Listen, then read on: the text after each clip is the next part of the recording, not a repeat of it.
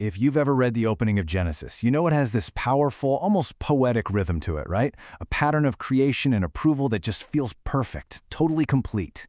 But hidden inside that perfection is this one little puzzle that honestly changes how you see the entire story. Okay, let's get into it. So here's the mystery we're unpacking. In a world where everything, and I mean everything, is getting stamped with divine approval, God just stops, and he declares something is not good. And what he points to is probably the last thing you'd expect. It's like this quiet thunderclap in the middle of a perfect symphony. So first things first, let's just feel that perfect pattern. You have to get the rhythm in your head to understand why the break is so dramatic. The story builds this incredible sense of order and goodness, one step at a time. It all starts on day one. God speaks, and bam, there's light, the very first act of creation. And right away, we get this divine assessment. This isn't an accident. It's totally intentional. And the verdict? It is good. Then the work keeps going. The world starts to take shape. You've got dry land, the seas, all the plants and trees popping up. And there it is again. See the pattern? The refrain continues. It's solidifying. Everything is good. Everything is approved. Next up, days 4 and 5. God starts to fill this amazing new world. We get lights in the sky for seasons and creatures to fill up the oceans and the air. Again and again. By this point, you and I, we get it. Creation is this unfolding masterpiece, and every single piece gets that divine stamp of approval. The rhythm just feels absolutely unbreakable. But then, the rhythm shatters. Right after creating the first human, Adam, in this perfect world, God makes a declaration that seems completely and totally out of place. And boom, there it is, the first not good in the entire Bible. And notice, it's not about a flaw or some mistake. It's about a state of being, aloneness. So the real question is, why? Why now? I mean, what makes this so jarring is the context. Think about it. This isn't a fallen world. Adam is literally sinless. He has a direct, walking, talking relationship with God. He's living in paradise, Eden. And he even has a purpose, a job to do. By every single measure, his situation is perfect. So how could anything about it be not good? Well, the clue to solving this whole puzzle lies in the very next thing God gives him to do.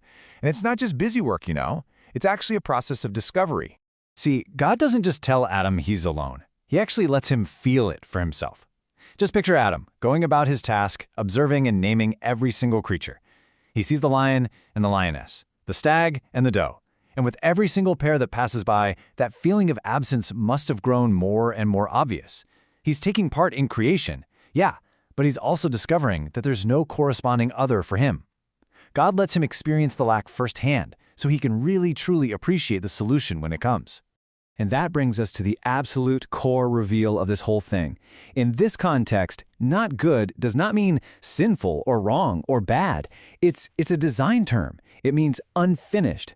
The creation, as good as every part was not yet complete. Adam's solitude was the one flashing light that said the masterpiece was still in progress. So let's watch how the story builds from this problem of not good all the way to the ultimate declaration. After Adam feels this incompleteness, God creates Eve. And it's only after they are together that the language of approval changes, and it changes dramatically. This just lays it out so clearly, doesn't it? Good referred to the individual pieces, the light, the land, even Adam all by himself. But very good, that's reserved for the whole finished system. It's the huge difference between having a pile of approved parts and having a finished relational design. The leap from good to very good is the leap from isolation to communion. And hey, this isn't some brand new idea. For centuries, brilliant Jewish interpreters like the famous 11th century scholar Rashi have made this exact point. Very good reflects a finished tapestry, not just the beautiful individual threads. It's the wholeness that elevates the goodness. But why? Why is relationship so essential for completion? Well, because humanity is made in the image of God. Individually, yeah, we reflect things like creativity and reason, but relationally, we reflect something so much deeper. You see, God himself isn't a solitary being. Christian theology understands God as a trinity, eternally relational within himself. So humanity in relationship, this idea of a plurality in unity, offers a much fuller, deeper reflection of what God is actually like. Adam alone was an image bearer for sure, but Adam and Eve together mirrored God's relational heart. So if you map it out, the whole narrative arc looks something like this. We start with good, the approval of all the individual parts. Then we hit that crucial moment of not good, the identification of an unfinished design, that feeling of incompleteness. And that tension leads directly to the creation of relationship, which allows the entire system to be finally declared very good. A relational, beautiful, complete whole. Okay, so what in the world does this ancient pattern mean for us? Right here, right now. Why does this little shift in wording from good to very good even matter today? This whole framework gives us a brand new lens to look through. I want you to think about an area of your life. Maybe it's your career, a project, a friendship that just feels not good. Now, what if that feeling isn't a sign of failure, but a sign of incompleteness? What if it's really just a tension pointing you toward a wholeness that hasn't been realized yet? This is the key thing I hope you take away. That feeling of not good might be the exact same thing Adam experienced, an awareness of an absence that comes right before a new provision. It's not a final verdict of failure. It could be the clearest evidence that the design just isn't finished yet. It's a preparation for what's coming next.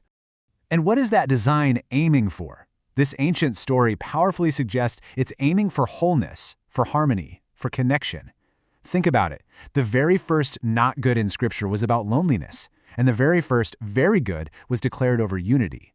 And that, right there, tells us something incredibly profound about what makes a design not just good, but truly, finally complete.